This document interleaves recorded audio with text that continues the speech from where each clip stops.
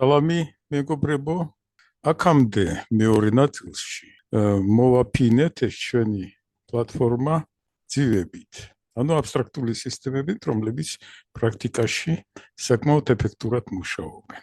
ამ ძივებისგან სისტემა უნდა შევკრათ და დღეს გარკვეულ თავისებურებებზე ვისაუბრებთ, შევეხებით ისეთ საკითხს, რომელიც მნიშვნელოვანია, როდესაც მრავალი ელემენტისგან შემდგარი სისტემებია ჩვენს განკარგულებაში. რა კანონზომიერებები ახასიათებს მათ? როდესაც ჩვენ შედარებით მარტივ სისტემებს ვიხილავთ, როდესაც ელემენტები განსაზღვრულია, კავშირები განსაზღვრულია, კონტროლირებადია, დაკვირვებადია, როგორც ელემენტები, ასე კავშირები, მაშინ მეტნაკლებად მარტივად არის საქმე, მაგრამ თუ გვაქვს ჩვენ საქმე უამრავ ელემენტთან, ვერც გავაერთიანებთ მათ განტოლებათა სისტემაში, მაშინ სხვა რაღაცები ხდება. დღეს ამაზე გვექნება საუბარი და ჩვენ ამით დავამთავრებთ იმ ნაწილს და დარჩენილ რამდენიმე ვიდეო საუბარში ჩვენ უკვე მთელი ამ გამოცდილებით ჩვენს ლაბორატორიაში, სამზარეულოში შევეცდებით, რომ ეფექტურად, ანუ გონივრულად მოვხარშოთ კვერცხი. და უნდა გახსოვდეთ, არ გასულა ბევრი დრო, აი ეს იყო ჩვენი ბოლო სლაიდი. აი ასე ხდება ხოლმე, ათასობით წელიწადი გავიდა, მაგრამ ჩვენ სულ რაღაც ერთ თვეში, თვენახევარში მიმოვიხილეთ ძირითადი პრინციპული მომენტები და დავსვით ამოცანა, რომელიც აი აქ არის გამოსახული. ჩვენ კიდევ ერთი საკითხი განვიხილეთ. იერარქიაზე ვილაპარაკეთ. სისტემა, რომელიც უამრავი ელემენტისაგან შედგება. ასეთ სისტემებს ახასიათებს გარკვეული თავისებურება. ამ სისტემებზე დაკვირვება საკმაოდ რთულია, თუ ჩვენ შევეცდებით, რომ თითოეულ ელემენტს შევეხოთ, არაფერი გამოგვივა. რაოდენობას ვერ ვაკონტროლებთ. რაღაც სხვა ხერხებს უნდა მივმართო. ანუ აი ესეთია ჩვენ სოციალური სისტემა, მას ახასიათებს გარკვეული სპეციფიური თვისებები, არც ისე დიდი ხანია, რაც მივხვდით, როგორ მუშაობს ეს ყველაფერი.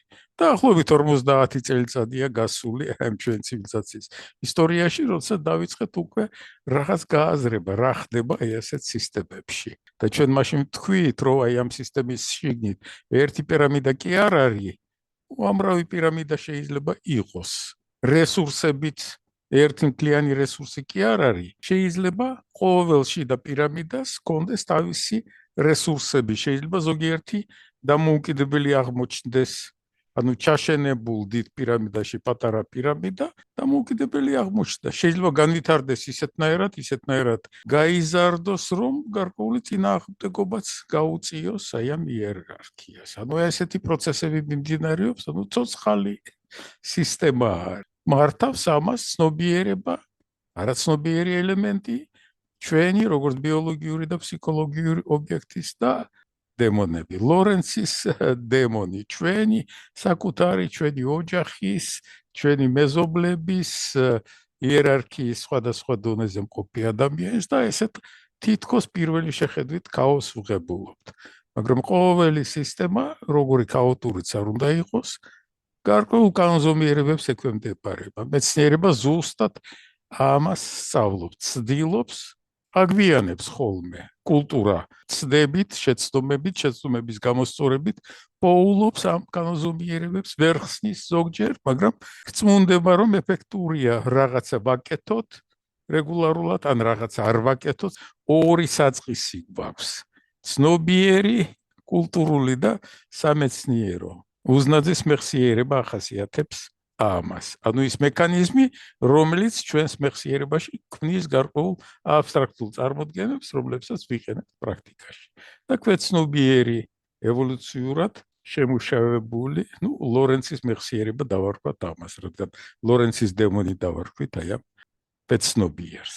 ჩვენი ამოცანა რთულდება, ჩვენ თუ დავსახეთ რაღაც საქმიანობა, რომელიც მოასწორებს გარკვეულ ჩავარდნას, რომელიც საუკუნის პირველი მეოთხედის განმავლობაში იყო, ეს ორი ამოცანა თუ გადავწყვიტეთ, გვაქვს შანსი, რომ მეორე მეოთხედი იქნება წარმატებული სისტემურ აზროვნებაზე გავავრცელებთ, ვისარგებლებთ ამით და რაღაც უკეთეს საზოგადოებას შევქმნით. ანუ ეს ორივე უმიზნებს სისტემური თვითორგანიზების მიმდინარე მოვლენები და პრობლემები ამ ამოცანის გადაწყვეტას. ანუ იერარქია უნდა გახდეს უკვე კეთილშობილი და მზრუნველი. ჩვენი ცივილიზაციაც და ისტორია ცდილობს, რომ ეს ამოცანა გადაწყვეტოს. იერარქია და იერარქიული პირამიდა მდგრადია თუ არა.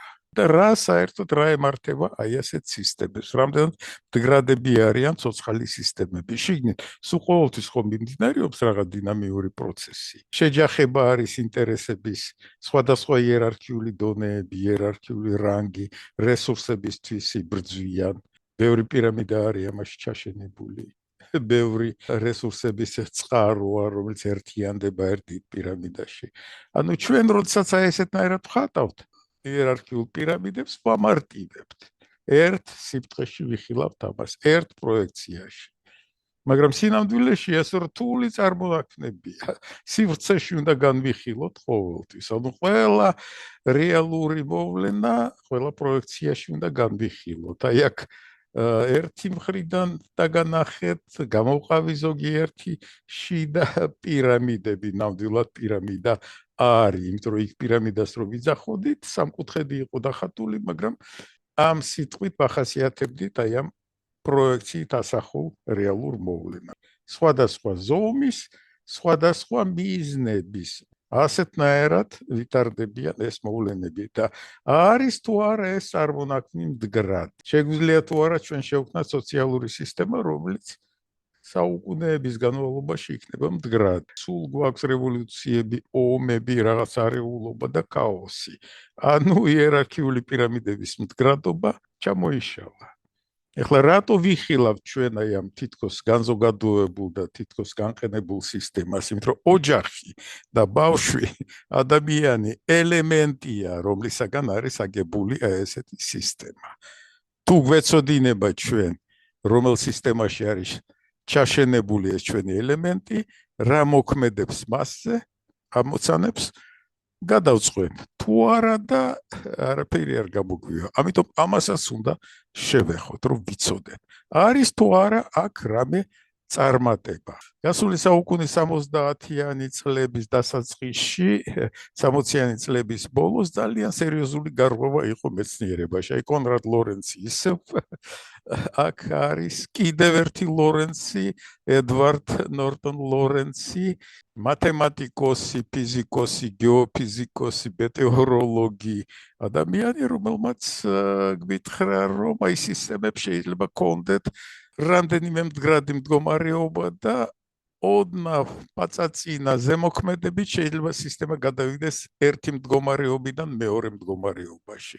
ანუ მონაცვლეობით ხდება მახასიათებლების შეცვლა. ანუ შესაძლებელია, რომ ჩვენი პირამიდა ჩამოიშალოს, რამდენიმე პირამიდა გაჩნდეს, შეიძლება მერე გაერთიანდეს, გადაერთიანდეს ეს ყველაფერი, ანუ ამას ახასიათებს რამდენიმე მდგომარეობა. სოციოლოგია ჯერჯერობით ასე ვერ იხილავს ამას, იმიტომ რომ ფსიქოლოგიას ეყრდნობა, ფსიქოლოგიაში არის გარკვეული პრობლემები და აქამდე არც კი არის მისული. თუმცა მათემატიკოსები და ფიზიკოსები თავაზობენ, რომ ხო, დრო არის, უკვე დავიწყოთ ამაზე მუშაობა. და კიდევ ერთი ადამიანი, ბელგიელი ილია პრიგოჟინი, ქიმიაში მიიღო ნობელის პრემია. მისი მთავარი წარმოდგენა არის ჩვენი რეალობის არასტაციონარულობა. ანუ ცვალებადობა, ყველაფერი იცვლება ჩვენს გარშემო. წარმოდგენა, რომ რაღაც არის მდგრადი, უნდა ამოვიღოთ ჩვენი ლექსიკონიდან. ასეთნაირად ვართ ჩვენ ჭალებში განწირულები, რომ სულ ყველაფერი ჩვენს გარშემო იცვლებოდეს. ანუ ფილოსოფიის დონეზე აიყვანა ეს ყველაფერი. მე ბედნიერი ვარ, რომ დიდმა მეცნიერმა, არა პრიგოჟინმა, არამედ ასტროფიზიკაში მომუშავე ადამიანმა, როდესაც ვიყავი სკოლის მოსწავლე, ამ არასტაციონარულობაზე, ანუ ცვალებადობაზე, მუდმივ ცვალებადობაზე და რომ ასეთია სამყარო, ბავშვებისთვის დაწერა 12 წლის ბავშვებისათვის სამეცნიერო პოპულარული სტატია. ერთ-ერთი პირველი იყო, რომელმაც აი ეს რთული მონაპოვარი, რომელსაც გზა გაუხსნა რეალურ პრაქტიკაში გამოყენებისათვის ილია პრიგოჟინმა, აღწერა როგორც ჩვენი სამყაროს დამახასიათებელი მოვლენა. იმის შემდეგ მეწლების განმავლობაში ვაკვირდებოდი, როგორ ვითარდებოდა ეს წარმოდგენა. დღეს თქვენ სტუდენტებს რომ გკითხოთ, იტყვიან რომ ეს ასია, სხვანაირად. აბა როგორ უნდა იყოს? ყოველ შემთხვევაში, ილია პრიგოჟინის წიგნი ძალიან პოპულარული, ბესტსელერი, წესრიგი ქაოსიდან. ასეთნაირად არის აგებული ჩვენი სამყარო. ეს დაგვეხმარება. უშუალოდ ეხლა ამას არ შევეხებით, მაგრამ ამ ჩვენ ძივებით მოფენილ სისტემაში ეს კანონზომიერებები მუშაობენ. ანუ ეს აერთიანებს ყველა ჩვენ ძივს, აბსტრაქტულ სისტემებს და პრაქტიკაში გამოყენებისას ჩვენ ესეც უნდა გავითვალისწინოთ. ყველაფერი ცვალებადია, მაგრამ არიან კანონზომიერებები, რომლებიც მუშაობენ ჩაარჩო კანონზომიერებები და ანუ ცვალებადია გარკვეულ ჩარჩოებში. ეს ყველაფერი მოდელირებულია ექსპერიმენტებში და შეგვიძლია ვთქვათ, რომ ასეთი სისტემები, სადაც უამრავი ელემენტებია, ისეთივე კანონზომიერებებს ასახავენ, როგორც ქვიშის გროვები. თქვენ თუ დააკვირდებით ქვიშის სას, იქ გარკვეული კონუსია, მარცვლები როდესაც ვარდება, ზვავები ჩამოდის. იქიდან ხან პატარა, ხან დიდი. მე სხვანაირად გავაკეთე ეს ყველაფერი ქვიშის საათის მაგივრად და ესეთი დოლურა გამოვიყენე, სადაც ქვიშა არის ჩაყრილი ტრიალებს და ზვავები ჩამოდის და ამ ზვავების აწონვაც მოვახერხე ჩემ სტუდენტებთან ერთად. ანუ ეს მძლავრი კანონზომიერება მუშაობს, ვფლობ ამას და თქვენც ამაზე გელაპარაკებით. გეუბნებით და ყველას ვეუბნები, რომ თავარია, რომ ჩვენ ამ ქვიშის მარცვლის, ოჯახის და ოჯახში გაზრდილი ბავშვის ბიოგრაფია უნდა შევისწავლოთ. ანუ ეს არის თავარი ელემენტი, რომელიც ქმნის ასეთ სისტემას. გავაგრძელოთ ჩვენი საუბარი, გახსოვთ ეს ყველაფერი, მე ახლა გავიმეორებ კულტურა და მეცნიერება კარგად აწყობილა ესეთ სისტემაში, ცვალებად სისტემაში, შეიძლება მოხდეს ისეთი რაღაცა, რომ ცვეთის გამო, ცვეთა ყველაფერს ახასიათებს, ზუსტად ის ჩვენი არასტაციონარულობა.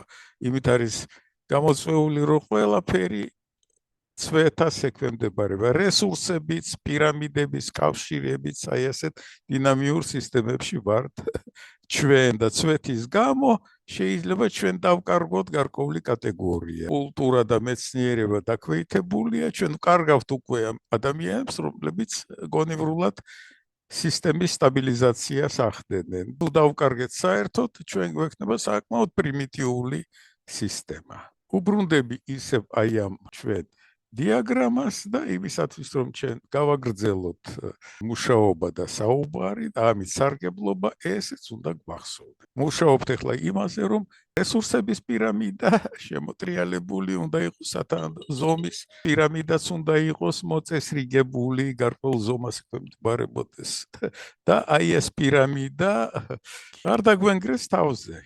და არ გავიჭყლიტოთ თუ დაბალ იერარქიულ დონეებზე ვართ. ასეთი ამოცანა არის გადასაწყვეტი. ელემენტი უნდა განვავითაროთ ოჯახი პირველ რიგში და ამ ელემენტის მომავალი, რომელიც ამ სისტემაში ძალიან მნიშვნელოვან როლს ასრულებს, იმიტომ რომ დროში ვითარდება, დროში ხდება ან მდგრადი, ან პირიქით არამდგრადობა ეუფლება ასეთ სისტემას. ანუ ხედავთ რამხელა ამოცანა არის ჩვენს წინაშე. დარჩენილ რამდენიმე ვიდეო საუბარში ჩვენ უკვე მთელი ამ ცოდნის გამოყენებით პირველი შეხედვით მარტივ ამოცანას შევეცდებით, რომ გადავწყვიტოთ. შეგახსენებთ, მოვხარშოთ კვერცხი. მაგრამ მოემზადეთ იმისათვის, რომ დავიწყოთ აბსტრაქტულად ჩვენ ვიდეო საუბრებში, თქვენ კი რეალურად, თქვენს ლაბორატორიებში, სამზარეულოში მოხარშოთ კვერცხი და ვიფიქროთ ამ ამოცანაზე. როგორც აბსტრაქტულ გარკვეულ ამოცანაზე, პროექტზე, რომელიც უნდა იყოს რეალიზებული. ნახვამდის.